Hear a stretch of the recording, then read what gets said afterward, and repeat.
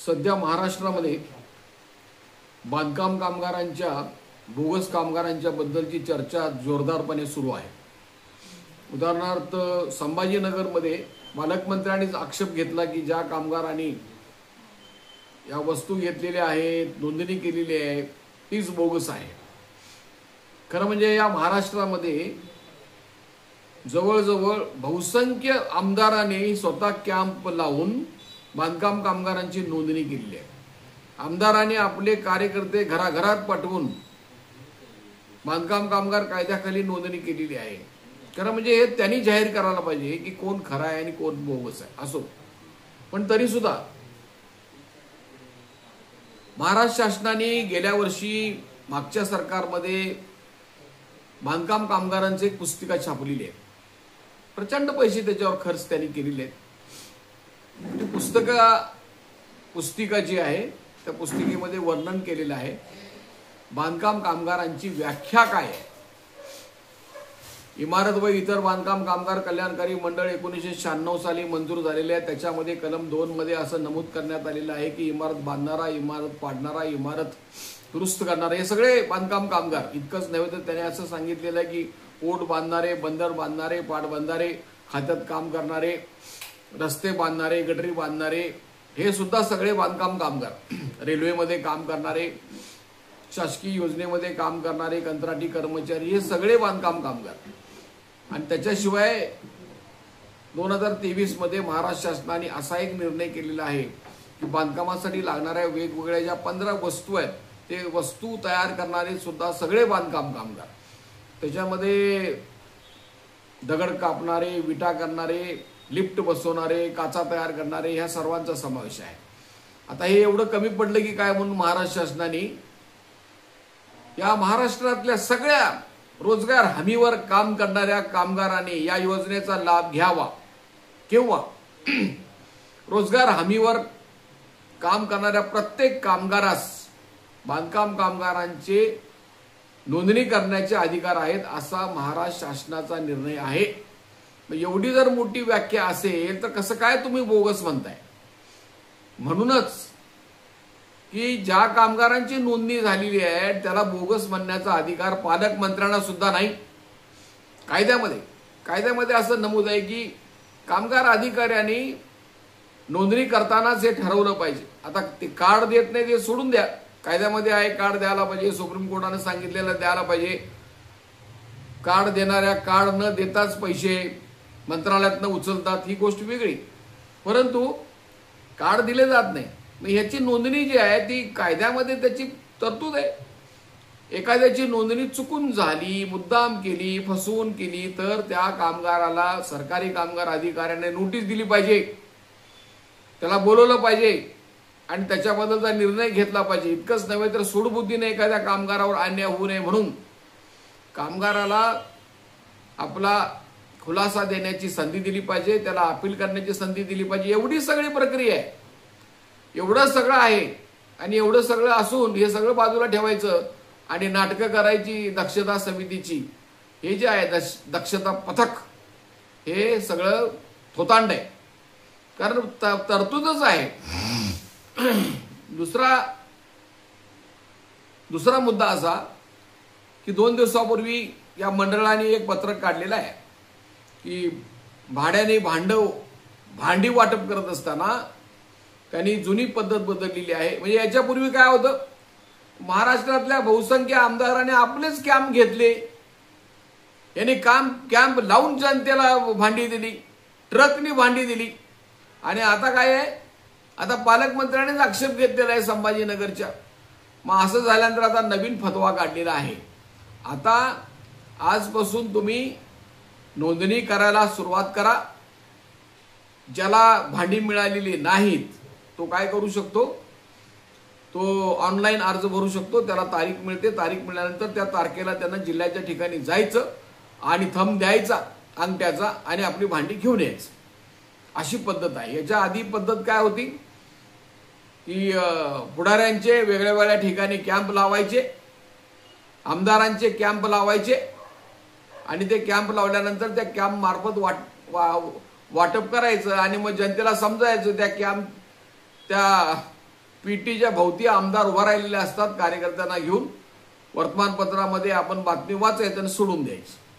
कारण या बांधकाम कामगार मंडळ जे आहे ते मंडळ वर्षाला 100 कोटीपेक्षा जास्त रुपये त्यांनी गेल्या वर्षी फक्त माध्यमावर खर्च केलेले आहेत, प्रसिद्धीवर खर्च केलेले आहेत. त्यामुळे आता ही भांडी वाटप जी आहे ती सुरू झालेली आहे. त्याचा लाभ सगळ्यांनी घ्यावा. त्याचा लाभ घेत असताना अत्यंत सोपी पद्धत आहे. तुम्ही ऑनलाईन त्या अर्जाची नोंदणी करा.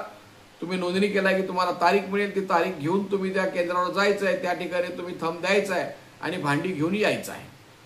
असो तर हा प्रकार आहे. आता तिसरा प्रकार हा आहे, आम्ही मुख्यमंत्री, उपमुख्यमंत्री आणि कामगार मंत्र्यांना निवेदन पाठवू. मुख्यमंत्र्यांनी आमच्या निवेदनाला उत्तर दिलं, उपमुख्यमंत्र्यांनी उत्तर दिलं. ते मी व्हॉट्सअपवर टाकलेलं आहे.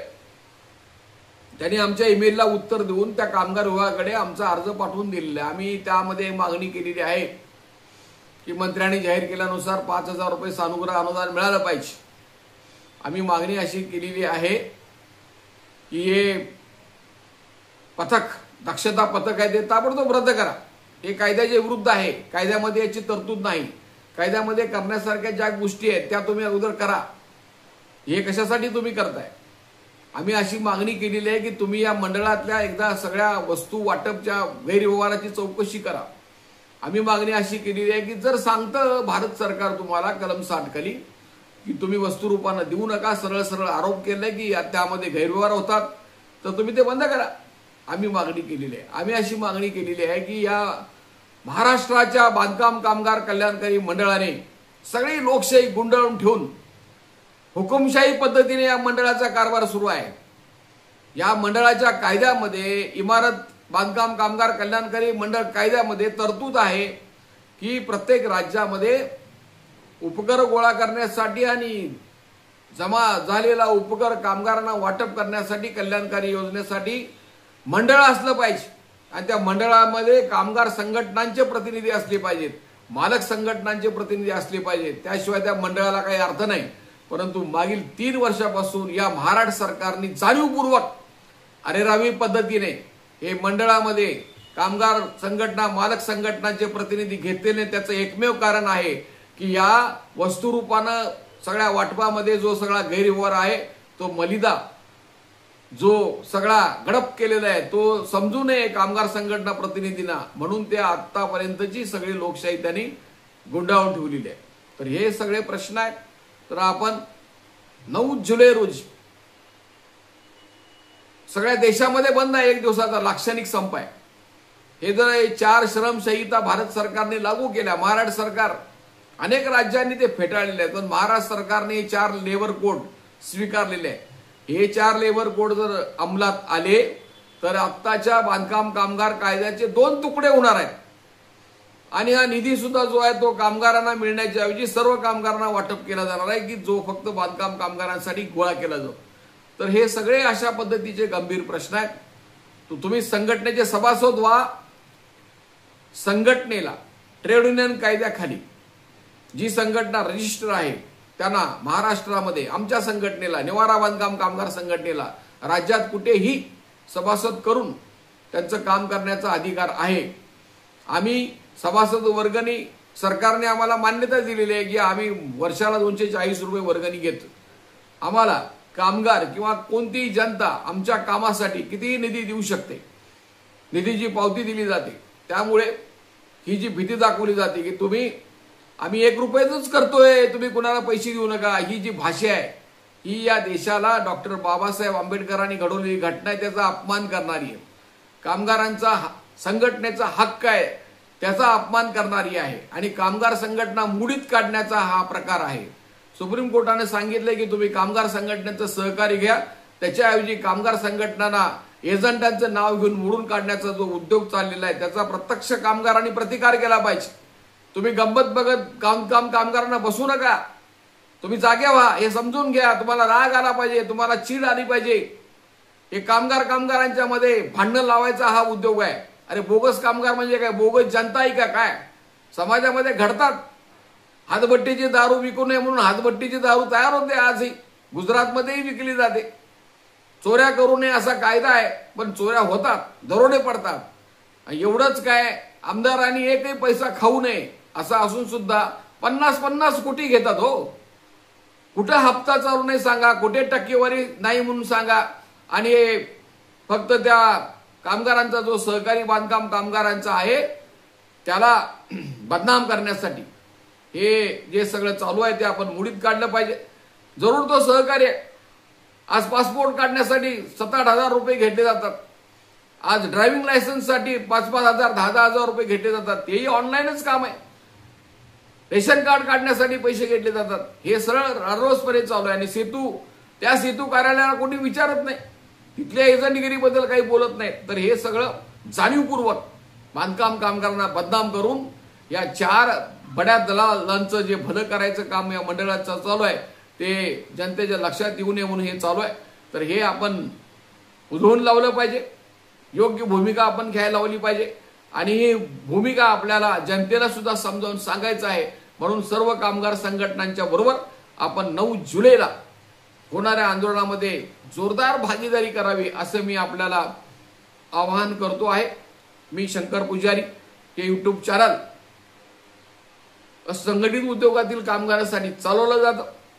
आतापर्यंत 11.5 लाख व्ह्यूज या यूट्यूब चॅनलला आहेत.